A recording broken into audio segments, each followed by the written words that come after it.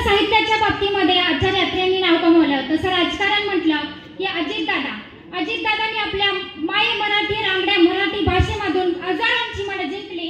पण शोकांतिका अशी आहे की आज अजितदादा आपल्यामध्ये नाही. आणि कवी म्हटलं की फुलं, तारे, सूर्य, आई, निसर्ग या सगळ्यावर कविता होते. पण या वर्षामध्ये माझ्याकडून अशी एक कविता घडली आणि त्या कवितेला पुस्तक प्रेमी महोत्सवामध्ये प्रथम क्रमांक मिळाला.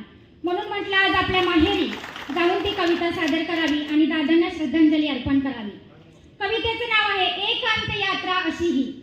एक अंत्ययात्रा अशीही जिथे पुरुष धाय मोकुलून रडला, न भूतो न भविष्य होईल अशी अंत्ययात्रा झाली जिथे पुरुष धाय मोकुलून रडला. घराने जनतेला आधार दिला, विरोधकाच्या डोळ्यातही अश्रूचा थेंब विसावला.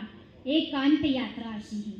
एक अंत्ययात्रा अशीही. पत्नीने हातपाय गाळून हंबरडा न फोडता, पत्नीने हातपाय गाळून हंबरडा न फोडता हात जोडून हुंद का गिळला, हात जोडून हुंद का गिळला. श्रीमंत लेकराचा चेहरा, श्रीमंत लेकराचा चेहरा बापा विना गरीब वाटला. एक अंत्ययात्रा अशीही. एक अंत्ययात्रा अशीही. मंत्रालयातील मंत्री ते सामान्य शेतकरी थांबला, मंत्रालयातील मंत्री ते सामान्य शेतकरी थांबला. लग्नातील जेवणाची पंगत थांबली आणि चितेच्या शेवटच्या ज्वालेपर्यंत दर्शनाची रांग लागली. एक अंत्ययात्रा अशीही. एक अंत्ययात्रा अशीही. साऱ्या पदव्या उपाधी, आदरांजली श्रद्धांजलीच्या साऱ्या उपाधी पदवी त्या नावापुढे लागले. शोक व्यक्त दुःखयुक्त स्वर सारे त्या प्रतिमे पुढे लागले. एक अंत्ययात्रा अशीही. एक अंत्ययात्रा अशीही जी सत्य सांगून गेली.